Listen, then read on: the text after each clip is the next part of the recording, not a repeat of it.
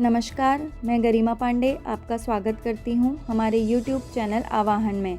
आज दिन के समाचार कुछ इस प्रकार हैं। उत्तराखंड में विधानसभा का 5 दिनी मानसून सत्र आज से होगा शुरू।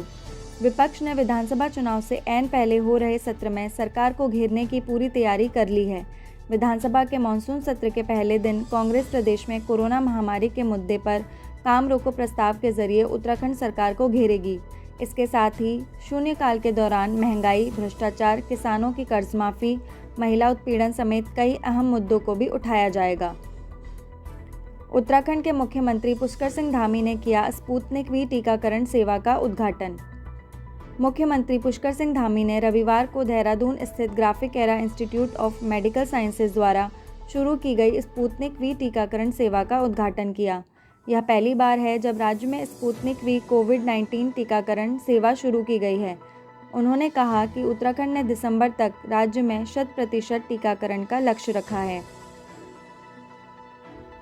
भाजपा के राष्ट्रीय अध्यक्ष जेपी नड्डा बोले, भाजपा सरकार ने पूर्व सैनिकों को 1 रैंक 1 पेंशन देने का किया काम। ऋषिकेश में पूर्व सैनिकों को संबोधित करते हुए भाजपा के राष्ट्रीय अध्यक्ष जेपी नड्डा ने कहा कि उत्तराखंड देवभूमि भी है और वीर भूमि भी।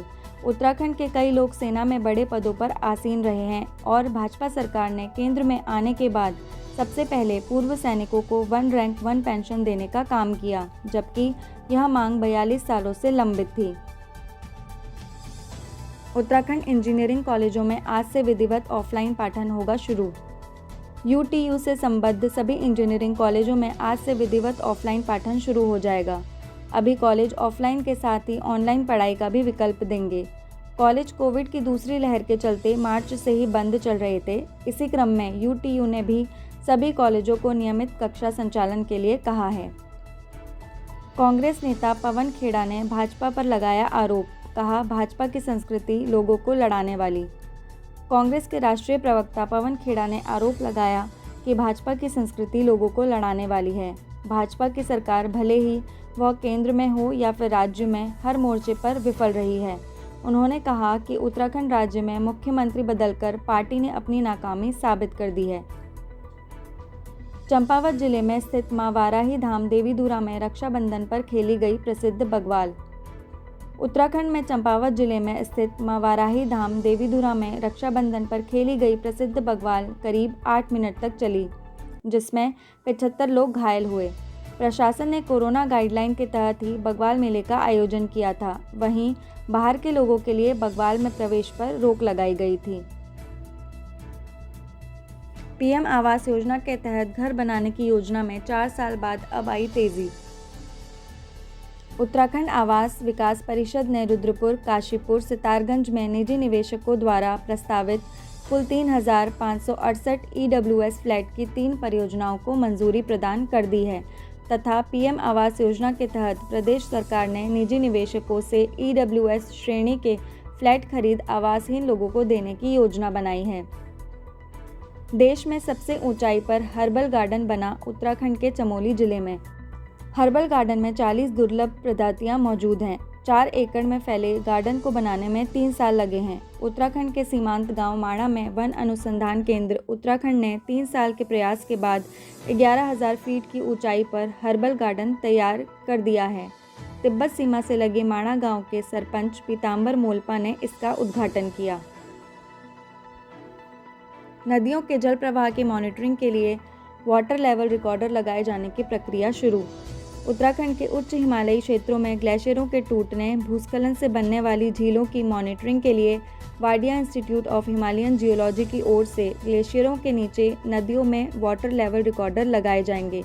इससे न सिर्फ नदियों में जल प्रवाह की मॉनिटरिंग की जाएगी, वरन जल प्रवाह अचानक तेज होने का भी आकलन किया जाएगा। अफगानिस्तान में फंसे भारतीयों में से 60 लोग अब तक लौट चुके हैं दून। अफगानिस्तान में फंसे भारतीयों में से 60 लोग अब तक दून लौट चुके हैं। इनमें से 16 लोग रविवार देर रात ठाकुरपुर प्रेमनगर पहुंचे। इनमें से कुछ डेनमार्क की एक कंपनी में सुरक्षाकर्मी थे और कुछ लोग दूसरी अन्य कंपनियों में सुरक्षाकर्मी के रूप में कार्य करते थे, जबकि इनमें से ज़्यादातर पूर्व सैनिक हैं। मौसम विभाग ने उत्तराखंड में 26 तक के लिए भारी बारिश का येलो अलर्ट किया जारी। मौसम विभाग के अनुसार लगभग सभी जिलों में बारिश, तीव्र बौछार, आकाशीय बिजली चमकने, गर्जना के साथ बारिश की संभावना है। वहीं आज देहरादून, पौड़ी, हरिद्वार, नैनीताल, चंपावत, ऊधम सिंह नगर व बागेश्वर में तीव्र बौछार व भारी बारिश के चलते इन जिलों में येलो अलर्ट जारी किया गया है। उत्तराखंड भाषा संस्थान का मुख्यालय गैरसैंण में बनने से पहले ही उसे शिफ्ट किए जाने की हो रही तैयारी।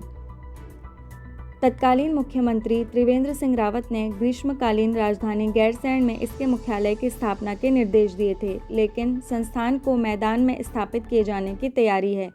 भाषा मंत्री स्वामी यतीश्वरानंद के मुताबिक जल्द ही संस्थान की प्रबंध कार्यकारिणी एवं आम सभा की बैठक बुलाई जाएगी, जिसमें तय किया जाएगा कि संस्थान के मुख्यालय की स्थापना कहाँ होगी।